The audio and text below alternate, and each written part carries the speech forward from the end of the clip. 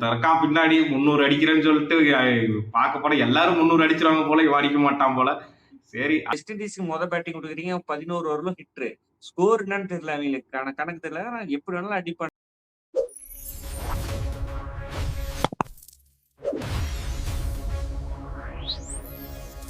West Indies super 8 confirm பண்ணிட்டாங்களா? அதுக்கு முன்னாடி நான் உங்ககிட்ட ஒண்ணு கேக்குறேன். இந்தியா வெளியே போயிருச்சு. இல்ல இந்தியாவுக்கு ஒரு வாய்ப்பு இருக்குது. இதை பத்தி தான் இந்த வீடியோல பார்க்க போறோம். இந்த வீடியோ பார்த்தீங்கன்னா வெஸ்ட் இண்டீஸ் vs ஜிம்பாப்வேவோட போஸ்ட் மேட்ச் ரிவ்யூ தான் நீங்க பார்க்க போறோம். அதுக்கு முன்னாடி சப்ஸ்கிரைப் பண்ணாம பார்த்துட்டு இருந்தீங்கன்னா சப்ஸ்கிரைப் பண்ணிட்டு பாருங்க. நிறைய பேர் சப்ஸ்கிரைபே பண்ண மாட்டீங்க. என்னை பொறுத்த வரைக்கும் west Indies steel super 8 steel பண்ணிட்டாங்க. இதுக்கப்புறம் என்ன 2 மேட்ச் தான். சூப்பர் 8ல நல்லா விளையாண்டுட்டு சூப்பர் 4 சூப்பர் 4 செமிஃபைனல். சரி, அப்ப நீங்க இப்படி சொல்றீங்க, சூப்பர் 4 செமிஃபைனல் எல்லாம் ஒண்ணுதான். அதுக்கு ஒரு இடத்த ஸ்பாட் போட்டு வச்சிட்டேன்னு சொல்றீங்க. அப்ப வந்து இந்தியா நான் தான் இந்தியாவுக்கு ஒரே ஒரு சான்ஸ் தான். ஏன்னா இன்னைக்கு ஜிம்பாவே சரியான ரன் ரேட்ல தோத்து போயிருக்காங்க. 150 140 இதுல தோத்துட்டாங்க. எப்படியும் ரன் ரேட்ல அடி வாங்கிடுவாங்க. எப்படியும் எந்திரிச்சு வரவே முடியாது. இந்தியா 2 மேட்ச் கொஞ்சம் நல்லா விளையாண்டா எனக்கு தெரிஞ்ச ஒரு சான்ஸ் இருக்கு. அவ்வளவுதான். ஆமா, இப்ப இந்தியா நல்லா விளையாடணுமே. 2 மேட்ச் இருக்கு, ஜிம்பாவே கூட இருக்கு. எனக்கு என்ன பயம்னா வெஸ்ட் இண்டீஸ் தான். என்ன மேட்ச் இன்னைக்கு, என்ன மாதிரி ஆடினா. ஹெட்மயரோட கேட்ச் தான் இன்னைக்கு மேட்சே. ஒரே ஒரு கேட்ச் விட்டாங்க, மேட்சே தலையில கமுத்திட்டு போக வேண்டியதான் இன்னைக்கு மேட்ச். அந்த மாதிரி ஆயிடுச்சு. இல்ல, எனக்கு தெரிஞ்ச அந்த கேட்ச் புடிச்சிருந்தாலுமே வெஸ்ட் இண்டீஸ் எப்படியுமே 220 கிராஸ் பண்ணியிருப்பாங்க. ரன் ரேட் கொஞ்சம் கச்சிதமா தோத்துருந்தா அது வந்து இந்தியா கொஞ்சம் உதவி இருந்திருக்கும். ரன் ரேட்டுமே இப்ப நம்ம கொஞ்சம் ரொம்ப அடி வாங்கின மாதிரி இது. எப்படி நேற்று 77 ரன் வித்தியாசத்துல வின் பண்ண சவுத் ஆப்பிரிக்காவுக்கு பிளஸ் 3000 அப்ப 3.5 இருந்தது. 4.5 பக்கமா வந்து ரன் ரேட்டு. நாம கேட்ச் பண்ணி ஜிம்பாப்வே கிட்ட எப்படி ஜிம்பாப்வே போட்டு பொழக்கறன்னு கூட வச்சுக்கல. ஜிம்பாப்வே அடிச்சு நவுத்திட்டு வெஸ்ட் இண்டீஸோட வரும். இதுல என்ன ஒரு காமெடினா வெஸ்ட் இண்டீஸ் வந்து சவுத் ஆப்பிரிக்காவை அடிச்சிட்டானா என்ன பண்றது? அதுதான் இப்ப பிரச்சனை. 26ஆம் தேதி வந்து 2 மேட்ச்மே ரொம்ப ரொம்ப இன்ட்ரெஸ்டிங்கான மேட்சா இருக்க போகுது. நம்ம மேட்ச்ல எல்லா ஷோலையும் பேசணும். என்னன்னா இங்கிலாந்து குரூப் தான் இருக்கிறதுலே டஃப்பான குரூப்பு. நம்ம எல்லாம் ஜுஜுபி ஈஸியா போயிடலாம் அப்படின்னு தெனாவிட்டா பேசிட்டு இருந்தோம். பார்க்க போனா நம்ம குரூப் தான் இருக்கிறதுலே செம கஷ்டமான குரூப் ஆட்டு இருக்குது. யார் உள்ள போவா என்னன்னே தெரியல. எனக்கு தெரிஞ்சு வெஸ்ட் இண்டீஸ் உள்ள போயிடுவாங்க. 2 மேட்ச்ல 1 ஜெயிச்சா கூட உள்ளதான். அவங்க நார்மலா 20 ஓவர் ஆடி கூட ஜெயிச்சா கூட உள்ளதான். நம்ம என்ன பண்ண போறோம் இந்தியா இதுல என்ன பண்றாங்கன்னு தெரியல. ஏன்னா அடுத்த மேட்ச் எம்ஏ சிதம்பரம் சென்னையில் ஆடுறாங்க. வெஸ்ட் இண்டீஸ் இன்னைக்கு பவுலிங் வெஸ்ட் இண்டீஸ் ஓரளவுக்கு டீசெண்டா போட்டாங்க. ஹெட்மேயர் தான் அவுட் ஆஃப் சிலபஸ் வந்து அடிச்சு விட்டாங்க. நாம வந்து Zimbabwe match out of equation எடுத்து வச்சிடலாம். இப்ப சவுத் ஆப்பிரிக்கா வெஸ்ட் இண்டீஸ் மேட்சும் இந்தியா வெஸ்ட் இண்டீஸ் மேட்சும் ரொம்ப குரூசியலா இருக்கு போகுது. அது வந்து இந்தியா வந்து நேற்று ரொம்ப சொதப்பிட்டாங்க. ஒரு 20 ரன் 15 ரன் வித்தியாசத்துல தோத்துனா நம்ம இதை பத்தி பேச போறதே கிடையாது. ஆமா, ரன் ரேட் பயங்கரமா அடி வாங்கிடுச்சு. ஹெட்மயர் இன்னைக்கு என்ன அடி அடிச்சார், அப்பா சாமி. ஹெட்மேயருக்கு இன்னைக்கு வந்து இன்னைக்கு லக்கு தான் நினைக்கிறேன். ஹெட்மேயருக்கு 10 ரன்ல கேட்ச விட்டாங்க. கேட்ச விட்டது மேட்சே போயிருச்சு அவங்களுக்கு. எனக்கு இவ்வளவு நாளா ஜிம்பாப்வே வந்து கஷ்டப்பட்டு ஜெயிச்சு வச்சிருந்த எல்லா கான்பிடன்ஸையும் அந்த ஒரு நாட்ல இன்னைக்கு ஹெட்மேயர் தூக்கி சாப்பிட்டு போயிட்டாரு. பவுலும் இன்னைக்கு அதே மாதிரி பார்த்தீங்கன்னா இன்னைக்கு ரூட் அண்ட் சேஸ் இல்லாத இடத்துல அந்த இடத்துல சரியா ஆடி அவர் ஒரு 50 வேற. இன்னைக்கு எனக்கு தெரியும் பேட்டிங்கு நம்ம பேசினதுதான். பிரபு தான் மிஸ்ஸிங் இருந்திருந்தானா நீ ஒரு அடியை போட்டிருக்கலாம். 2.5 கொடுத்துருக்கு அவனுக்கு. பார்த்தீங்கன்னா செமிஃபைனல் வந்துருவாங்க. என்ன பண்ண போறாங்கன்னு தெரியல இந்தியா. ஒருவேளை இப்படி ஆயிடுச்சுன்னா 2 மேட்ச்லயும் தோத்துட்டாங்களா சவுத் ஆப்பிரிக்கா கூடயும் இந்தியா கூட? கொஞ்சம் வாய்ப்பு இருக்கு. அதுதான் இப்ப வெஸ்ட் இண்டீஸ் வாய்ப்பு இருக்குல்ல. முதல் மேட்ச் வந்து ரொம்ப மொக்க மேட்சா போட்டு அடுத்து கடைசி 2 மேட்ச் வந்து ரொம்ப ஸ்ட்ராங்கான டீமோட ஆடும் போது அது ஒரு பிரச்சனை இருக்குது. நாங்க நேத்து பேசிட்டு இருந்தோம், நீங்க நேத்து வரல. சவுத் ஆப்பிரிக்கா வந்துட்டு இந்தியா வந்தா உள்ள வந்தா கப் அடிக்க முடியாது, கொஞ்சம் கஷ்டமா இருக்கும். நான் வெஸ்ட் இண்டீஸ் ஓட்டினா வந்து சுமித், ஜேசன் சுமித், கியோனமாபாகா இவங்க எல்லாம் ஆட விட்டு ஆண்ட்ரிக் நார்கே எல்லாம் ஆட விட்டுட்டு நான் வந்து ஜிம்பாப்வேயோட எப்படியுமே ஜெயிச்சிருவேன். நான் வந்து அந்த கான்பிடன்ஸ்ல அவங்க ஆடி வேணும்னே தோத்தா ஸ்ட்ராங் டீம் ஆடி தோத்தா ஏதோ கேஸ் கூட வந்துரும். நான் ரெஸ்ட் கொடுக்குறேன்னு சொல்லிட்டு 3 பேர்த்த உட்கார வச்சுட்டு அப்படி மாத்தி விட்டு ஆடி ஒரு இப்ப எப்படி நீங்கள தோத்து போறோம்னு சொல்ல மாட்டீங்களே அப்படின்னு சொல்லிட்டு தோத்து போனா அங்கேயே இந்தியாவோட ஹோப் முடிஞ்சு போயிடும். நம்ம அப்ப அன்னையே வேலைக்கிழமை என்ன இருந்தாலும் ஃபுல்லா தெரிஞ்சிடும். வேலைக்கிழமை தெரிஞ்சிட போகுது. ஃபுல்லா. வியாழக்கிழமை தெரிஞ்சிரும். இப்ப சவுத் ஆப்பிரிக்கா மேட்ச்லயே நம்ம ஒன்னும் பெருசா வெஸ்ட் இண்டீஸ் தோப்பாங்கன்னு கூட சொல்ல முடியல. ஏன்னா இன்னைக்கு மோட்டி, அகில் ஹுசேன்லாம் என்ன பால், மோட்டிலாம் 5 ஃபார் மிஸ் பண்ணிட்டாரு ஒரு விக்கெட்ல. இப்ப என்ன பால், ஹோல்டர்லாம் 12வது ஓவர் தான் ஓவரே போடல, 12வது ஓவர் தான் வந்து ஓவர் போடுறாரு. அதனால எனக்கு சவுத் ஆப்பிரிக்காலாம் ஸ்பின்னு பெருசா ஆடவும் மாட்டாங்க. டக்கு டக்குன்னு விக்கெட் உள்ள வந்துருச்சுன்னு சவுத் ஆப்பிரிக்கா மேட்ச்லயுமே வெஸ்ட் இண்டீஸ் ஜெயிச்சிருவாங்கன்னு எனக்கு தோணுது. என்னன்னா நம்ம பார்க்க போனா சரியா வந்திருக்காங்க, டீமா வந்திருக்காங்க. அடுத்த 3வது டிராஃபி லோடிங்கா என்னன்னு தெரியல. இப்போ நம்ம எல்லாமே கேப்டன் பத்தி பேசுறோம். நம்ம சூர்யா ஒரு மேட்ச் அடிச்சாருன்னா பேசுறோம். அபிஷேக் சர்மா பத்தி பேசுறோம். கௌதம் கம்பீரை பத்தி நம்ம பேசுறோம். ஆனா டேரன் சமி பத்தி நம்ம பேசுறதே இல்லை. சூப்பரான டீம் கொண்டு வந்திருப்பாரு, குவாலிட்டி டீம் கொண்டு வந்திருக்காரு. அதை பத்தி என்ன நினைக்கிறீங்க? இல்ல நீங்க சொல்றது உண்மை. டேரன் சம்மி வந்து 2016 அந்த கடைசி கப் அடிச்சாங்க 2020 வேர்ல்டு கப்ல. அதுக்கப்புறம் ஆமா, வந்து அந்த டீம் ரொம்ப பயங்கர பின்னடைவு. எல்லாருமே பிரான்சைஸ் கிரிக்கெட் போயிட்டாங்க. நிக்லாஸ் புரன் மாதிரி ஒரு சூப்பர் ஸ்டார் கிரிக்கெட்டே நான் வந்து இன்டர்நேஷனல் கிரிக்கெட் ஆட மாட்டேன், பிரான்சிஸ் கிரிக்கெட் எனக்கு போதும் அப்படின்ட்டு அது மாதிரி கிரிக்கெட்டர் போகும்போது அவங்க நாட்டுல வந்து இப்ப கிரிக்கெட் வந்து கொஞ்சம் டவுன்ஃபால் ஆயிட்டு இருக்குது. அவர் வந்துட்டு Raman bowl, holder, Shai Hope மட்டும்தான் எல்லா இன்டர்நேஷனல் மேட்சுமே விளையாடுறாரு. அப்புறம் ஆமா. பிரண்டன் கிங்கு, ரூதர்ஃபோர்டு, ஸ்டெஃபர்டு இப்பெல்லாம் டீம் அப்படியே நம்ம பைலேட்டரலா பார்க்கும்போது என்னடா மொக்கையா ஆடுறாங்க மாதிரி இருந்துச்சு. கரெக்டா அங்க புடிச்சு இங்க புடிச்சு ஆள தேத்தி எப்ப இந்த இடத்துல இந்த இடத்துல என்ன வீக்னஸ், அந்த இடத்துல என்ன வீக்னஸ் ஆமா. அப்படி இப்படின்னு போட்டு குடுகேஷ் மோட்டி, ராஸ்டன் சேஸ் இந்த மேட்ச் ஆடல.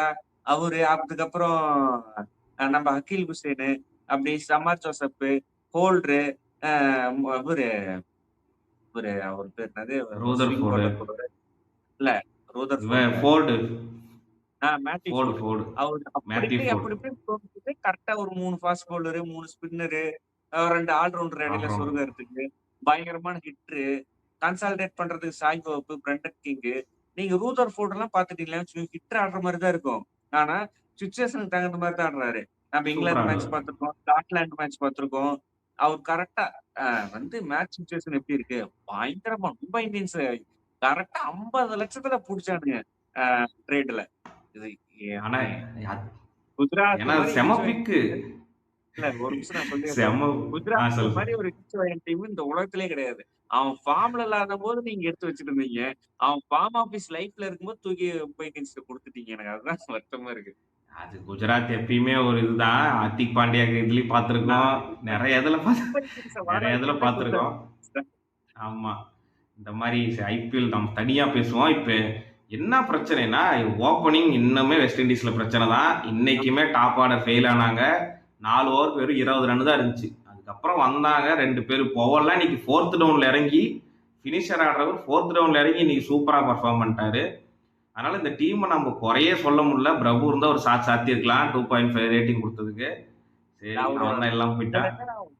இதுல என்னன்னா ஒரு பிரச்சனைனா, நீங்க வந்துட்டு பிரண்டன் கிங், சாய் ஹோப் முத்தூர்லுமே ஒரு ஆட்டம் கூட அடிக்கல. சாய் ஹோப் மட்டும் தான் ஒரு ஆட்டம் அடிச்சாரு. வெளிய இருக்கிறது என்னன்னா, அவன் பிரபண்ணனுக்கு பிடிச்ச வந்து சான்சன் சார்லஸ் தான் வெளிய இருக்கிறான். அதுதான் பிரச்சனை. இப்ப வெளிய வச்சாலும் நீ நான் அடிக்கடி சொல்லுவேன், கொடூரமானவன் நீ கொடூரமானவன் மாதிரி வெளிய உட்காந்துட்டு சான்சன் சார்லஸ் இருக்கிறதுனால அந்த ஆப்பர் பேச இப்படி கூட இருக்கலாம். பிரண்டன் கிங் உட்கார வச்சுட்டு ராஸ்டன் சேஸ் ஓப்பனிங் கூட ஆட வைக்கலாம். ஒரு ஸ்பின் ஆப்ஷன், அப்படி கூட அடைக்கலாம். ஒரு ஸ்பின் ஆப்ஷனும் கிடைக்கும். எப்படியும் பிராண்டன் கிங் 10 ரன் 15 ரன் தான் அடிக்கிறாரு. அதுக்கு சேஸ் இறங்கினாருன்னா ஒரு 20 25 ரன் அடிப்பாரு. சரி, ஓகே. இப்ப நம்ம என்ன பேச்சுன்னா, அடுத்த மேட்ச் இந்தியா கூட ஜெயிப்பாங்களா, சவுத் ஆப்பிரிக்கா கூட? எனக்கு தெரியும் சவுத் ஆப்பிரிக்கா கூடயே ஒரு வெஸ்ட் இண்டீஸ் ஜெயிக்க வாய்ப்பு இருக்கும்னு தோணுது. இந்தியா கூட எப்படி ஆட போறாங்க, அவ்வளவுதான். இந்தியா டோர்னமெண்ட் ஓவர் ஆயிடும். நம்ம ஜிம்பாபே கிட்ட ஃபர்ஸ்ட் ஜெயிக்கணும். ஜிம்பாபே இன்னைக்கு வந்து அந்த கேட்ச புடிச்சதாங்க, அந்த 2 கேட்ச புடிச்சதாங்களா மேட்ச் எப்படி வேணாலும் போயிருந்திருக்கலாம். அந்த கேட்ச் விட்டாங்க பார்க்க ரொம்ப சூப்பர் ஹிட் வந்ததுல இருந்து நம்ம லீக் மேட்ச்ல கூட எல்லா மேட்சுமே நல்லா இன்ட்ரெஸ்டிங்கா போயிட்டு இருந்துச்சு. இந்த சூப்பர் ஹிட் வந்ததுக்கு அப்புறம் 3 மேட்சுமே ரொம்ப ஒன் சைடா போயிருச்சு. நாம என்ன நினைச்சோம், சூப்பர் ஹிட்ல பயங்கரமா போகும்டா அப்படின்னு நினைச்சிட்டோம்னா ஒன் சைடா போயிட்டு இருக்குது. ரொம்ப பாக்கிறதுக்கு ஒரு மாதிரியா இருக்கு. ஃபர்ஸ்ட் பேட்டிங் ஆற டீம் வந்து ஒரு ஸ்கோர் போட்டுறாங்க. அந்த ஸ்கோர் வந்து சேசிங் பண்ற முடியாம ஈஸியா ஃபர்ஸ்ட் பேட்டிங் ஆற டீம் நீங்க வின்றாங்கிற மாதிரி ஆயிருது இப்ப. இப்ப ஆக்சுவலா இன்னைக்கு கமெண்ட்ரியிலே சொல்லியிருந்தாங்க, பிச் அனாலிசிஸ்ல சொல்லியிருந்தாங்க, இப்ப டாஸ் ஜெயிச்சு அவங்க பேட்டிங் தான் ஆடி இருக்கணும்னு. அது ஒரு தப்பு பண்ணிட்டாங்களா இன்னைக்கு ஜிம்பாவே? ஆமா, கன்ஃபார்ம். நானும் என்ன நினைச்சேன்னா, ஆமா. ஃபர்ஸ்ட் கிரிக் பஸ்ல ஸ்க்ரோலிங் பண்ணி பார்க்கும்போது Zimbabwe with the toss choose to field அப்படின்னுச்சு. பைத்தியக்காரன். நமக்கு என்ன ஒரு கரெக்டா பேட்டிங் ஆடி ஒரு 160, 170 அடிச்சிருந்தா, ஹெட்மேயர் ஒருத்தர் ஃபார்ம்ல ம். இருக்கிறாரு. அடுத்து ரூதர்ஃபோர்டு. 2 பேட்ஸ்மேன் தான் நல்ல ஃபார்ம்ல இருக்காங்க. நீங்க அந்த நேரத்துல கரெக்ட்டா ஃபீல்டிங்லாம் கரெக்ட்டா பண்ணி, கரெக்ட்டா பந்து போட்டுருந்தா ஒரு சான்ஸ் இருந்திருக்கு. நீங்க வெஸ்ட் இண்டீஸ்க்கு பேட்டிங் குடுக்குறீங்க. 11 ஓவர்ல ஹிட்ரு. ஸ்கோர் என்னன்னு தெரியல அவைங்களுக்கு. கணக்கு தெரியல. ஆனா எப்படி வேணாலும் அடிப்பானுங்க வந்து. மாட்னா 254லாம் வந்ததுக்கு அதான் காரணம். நீ ஹெட்மேயர் அடிக்கிறான், ஹெட்மேயர் விட்டா ரூதர்ஃபோர்டு, ரூதர்ஃபோர்டு விட்டா ஹோல்டரு, செஃபேர்டு, அம் ரா ராமன் போடுறதெல்லாம் ஃபர்ஸ்ட் ஒரு 15 பந்து பேட்லயே படல. கிரீமர் ஆமா. போடும்போதெல்லாம் பயங்கரமா சுத்தி சுத்தி விட்டுருந்தாரு. அதுக்கப்புறம் ஒரு வாரம் மாட்டுனுச்சு. அதுலருந்து கூப்ப ஆரம்பிச்சுட்டாரு அவருமே. வெஸ்ட் இண்டீஸ் டீம் ஆமா. நல்லா டர்ன் ஆச்சு. இருக்காங்க. ஆமா. நல்லா டர்ன் ஆச்சு. ஜிம்பாப்வே பேட்டிங் எடுத்திருந்தா கூட ஒரு சான்ஸ் இருந்திருக்கும். ஜெயிக்கிறதுக்கு ஒரு சான்ஸ் இருந்திருக்கும். எப்படியும் இப்போ மெயினா ராசாக்கு கையில அந்த கேட்ச் பிடிக்கும்போது அடிபட்டதுமே ஒரு ஃபேக்டர் ஆயிப்போச்சு. பேட்டிங்க்கும் டெப்த் இல்ல. பேட்டிங் டீமே ஃபுல்லா டிபெண்டன்சி ராசாவையும் இந்த மெய்ர்ஸ்ன்னு ஒருத்தர் இருக்காரு. அவரே நம்பி தான் இருக்கு. இன்னைக்கு அவரு தான் அடிச்சாரு ஒரு கொஞ்சம். பென்னட் இந்த ஆட்டம் ஆ அடிக்கல. பென்னட் அதுதான் பென்னட்லாம் இன்னைக்கு சரியான சூப்பர் கேட்ச் 3 கேட்ச் புடிச்சாரு. அதுதான் இன்னைக்கு ஜிம்பாப்வே மேட்ச்ல உருப்படியான விஷயம் அந்த 3 கேட்ச் தான். சூப்பரா புடிச்சாங்க. கடைசியா இல்ல நான் உங்ககிட்ட சொல்லு. இல்ல உங்ககிட்ட ஒண்ணு கடைசியா கேட்கிறேன். பென்னட் ஒரு சூப்பர் ஃபீல்டரு. அந்த கேட்ச் 2 கேட்ச் விட்டுரு ஒரே ஃபீல்டர் தான் கேட்ச் விட்டாரு. அவரு நம்ம ஏதோ அந்த ஃபாஸ்ட் பவுலர் முஸ்ரபானி, பிராட் ஈவன்ஸ் அவங்க நிக்கிற பொசிஷன்ல நிக்க வச்சுட்டு, பிரையன் பென்னட், சிகந்தர் ராசா மாரி நல்ல ஃபீல்டரு, ரைன் பவுல் மாரி நல்ல ஃபீல்டர் அந்த இடத்துல நிக்க வச்சு தான் மேட்சே ஒரு கான்ஃபிடன்ஸே கிடையாது. பேட்டிங் வந்தா பால் போல்ட் ஆயிட்டு போயிட்டே இருந்தாரு. ஆமா, இன்னைக்கு மேட்ச்லயே ஃபுல் மேட்ச் பார்த்திருந்தீங்கனாலே தெரியும் இன்னைக்கு. அந்த கேட்ச்க்கு அப்புறமே டீமோட கான்ஃபிடன்ஸ் ஃபுல்லாவே குறைஞ்சிச்சு. ஹெட்மேயர் அடிக்க ஆரம்பிச்சதுக்கு அப்புறம். ராசால எல்லாத்தையும் புடிச்சு கத்திட்டு இருக்காரு. அவரு தான் கேப்டன். அவரு தான் ஃபீல்டிங் பார்த்திருக்கணும், செட் பண்ணியிருக்கணும். அவர் ஓவர்ல 4 போனா அவர் ஃபீல்டரை பார்த்து கத்துறாரு. ஏன் நீ நிக்க மாட்ற? அந்த மாதிரி கத்திட்டு இருந்தாரு இன்னைக்கு. அதனால டீமோட கான்ஃபிடன்ஸே ஃபுல்லா கொலாப்ஸ் ஆயிடுச்சு. ஹெட்மேயரோட ஒரு நாக்கால. எவ்வளோ கஷ்டப்பட்டு வந்தாங்க ஜிம்பாப்வே. நான் ஆக்சுவலா இன்னைக்கு ஜெயிப்பாங்கன்னு நினைச்சேன். ஜிம்பாப்வே அந்த டாப் 4 ஓவர் பார்த்துட்டு சூப்பர். ஜிம்பாப்வே கொஞ்சம் டஃப் காம்படிஷனா இருக்கும், ஜெயிச்சிரும்னு நினைச்சிட்டு இருந்தேன். இன்னைக்கு ஆனா கொஞ்சம் மோசமா போச்சு மேட்ச். ஒன் சைடு, ரொம்ப ஒன் சைடு. இன்னைக்கெல்லாம் 100 ரன்னுக்கு மேல வித்தியாசத்துல ஜெயிச்சதெல்லாம் ரொம்ப ஒரு இதா இருக்கும் ஜிம்பாப்வேக்கு இன்னைக்கு. அதே மாதிரி கடைசியா வீடியோ முடிக்கும் போது இந்த மோட்டி மோட்டி என்ன பவுலரு, என்னமா டேர்ன் ஆகுது மும்பைல, அதுவும் வான்கடையில இவ்வளோ டேர்ன் பயங்கரமா ஆனதெல்லாம் நான் இப்பதான் பாக்குறேன் ரொம்ப நாள் கழிச்சு. இல்ல நீங்க வந்து அடில் ரஷீத் ஒரு மேட்ச் இந்த வெஸ்ட் இண்டீஸோட தான் மேட்ச் பண்ணோம்.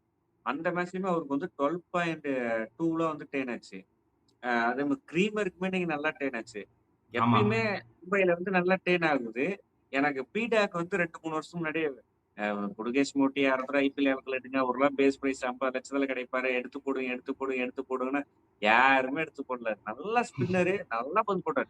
3 போல்ட்டுமே எக்ஸ்ட்ரா பால். பயங்கரமான சூப்பரான பால். ball. பயங்கரமா டேன் ஆகி இந்த மயர்ஸ்லாம் செம்மையா அடிச்சுட்டு இருந்தாரு. 2 சிக்ஸ் அடிச்சோட ஆமா ஆமா. இல்ல சூப்பரா அடிச்சிருந்தாரு. எல்லா ஷாட்டுமே அவர் அடிச்ச ஷாட்ல கான்பிடன்ஸா அடிச்சிட்டு இருந்தாரு. மேட்ச் விக்கெட் விழுந்த மாதிரி ஆடல அவரு. அவரோட கிரிக்கெட் எப்படியோ அதுதான் ஆடிட்டு இருந்தாரு. என்ன இன்னைக்கு வெஸ்ட் இண்டீஸோட நாள் சூப்பரா ஆட்டாங்க இன்னைக்கு. கடைசியா ஒண்ணே ஒண்ணு வேற ஏதாவது சொல்லணுமா இல்ல முடிச்சிடலாம்ல? சரி உங்ககிட்ட கடைசியா ஒண்ணு கேக்குறேன். இந்தியா வந்து உள்ள போவாங்களா? இந்த மேட்ச் பார்த்ததுக்கு அப்புறம். ஏ, அத வேற ஞாபகப்படுத்துறீங்க. மனசெல்லாம் புண்ணா இருக்குது. இந்தியா வேற போன மேட்ச் ஒழுங்கா ஆடி இருக்கலாம். இன்னைக்கு பாத்தீங்கன்னா வெஸ்ட் இண்டீஸ்ல அந்த தப்பு பண்ணவே இல்லை. நான் இதுதான் இப்போ திடீர்னு ஸ்ட்ரைக் ஆச்சு சொல்றேன்.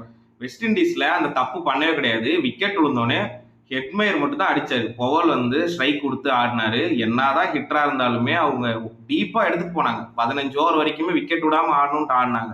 நாம அந்த இடத்துல தான் மிஸ்டேக் பண்றோம் இந்தியா நம்பர் நினைக்கிறேன். இப்ப என்ன இத்தனை நாளா தெரியல. திடீர்னு ஒரு நாள் அனுபவப்பட்டதுனால இன்னைக்கு வந்து வலி அதிகமா இருக்கு. ஆமா நாமளும் அதை பாராட்டி பாராட்டி பேசிட்டு இருந்தோம் பைலேட்டர்ல. பயங்கரமா ஆமா அடிக்கிறீங்க, பயங்கரமா அடிக்கிறீங்கன்னு.